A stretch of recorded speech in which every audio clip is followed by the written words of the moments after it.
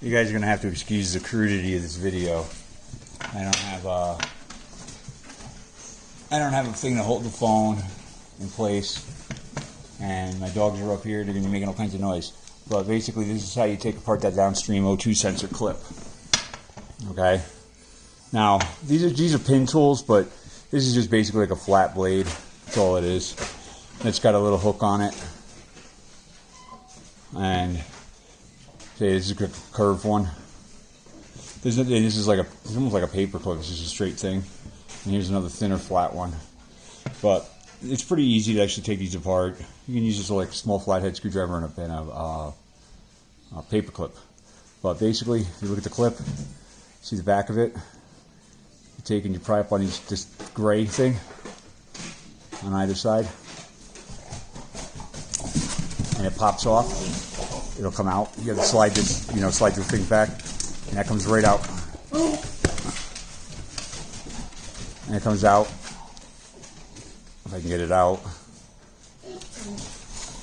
you have to kind of get that sheathing back pretty good. And see, it comes right out when you pop those clips. So now I have that out.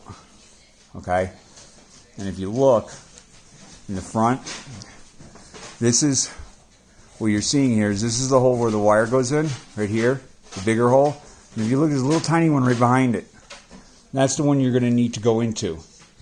Okay, so I don't know if this guy's going to be small enough. I might have to use the pin one yet. So I'm going to use just basically like my paperclip one. Slide it in behind that pin, and you should be able to pop it out.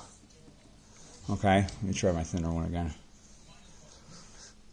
I'm going to try going in this large hole, because I don't remember if it is use a large hole or not. It might be. Sorry for the noise.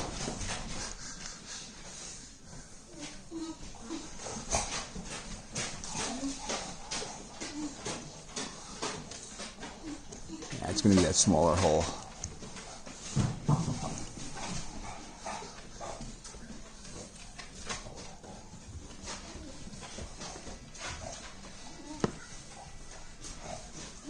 That's why I said a small like paper clip will usually work. It usually works wonders. And then you pull right out. That's all it is to it. You just got to get that small paper clip right in that small hole. Bend it straight and get it right in a small hole, and the wires come right out. Okay. You got to get it in deep enough. There you go. And what it does is it undoes the latch on it. Because if you look, I'll show you on one of the wires. If you look, you can see the latch right here.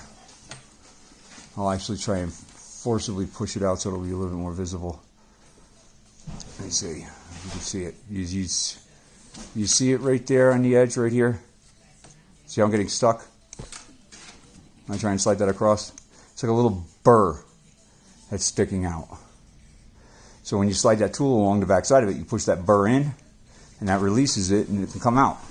Just make sure, okay, it's very important, make sure you take in pictures or use this as reference or whatever you want to do. You got to be careful because a lot of the wire colors are the same damn color. The wire colors are the same. There's two of them that are the same. So you'll have to keep track of that. So when we put this back in, we want to make sure we put it back in the right way so that it clips. If you don't hear it click, you have to spin it like 180 degrees or so. And it can be a little bit of a pain to get in because they have a rubber seal on them. You see that seal?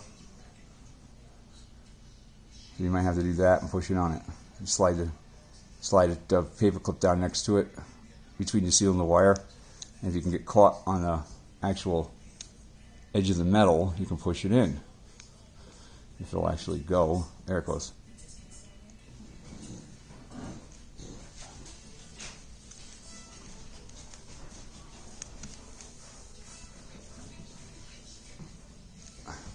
I don't have it the right way. That's why I'm having a problem. It's got to be this way. I had to turn it 90 degrees. That's why I was having an issue. You see now it goes right in.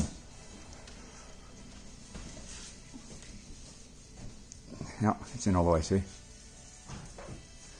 And that's that. And then you got to put this guy back on. So you got to be careful because these wires are marked.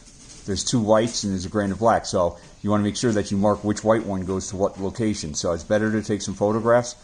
And I use what I do is I'll use like a black Sharpie marker, and I'll just put two little, one like a little hash mark, one little line on one of the wires, and then two lines on one of the other ones, and I'll do the same thing on the plastic piece. So that way I know that I'm putting them in the right spots. You just got to use lines as just single lines as an identifier, you know. And the more lines you put, that's, you know, basically signifies the number. And you got to put that guy back in, like so. Get him like that, so that the wires are like that, and then he just slides back on.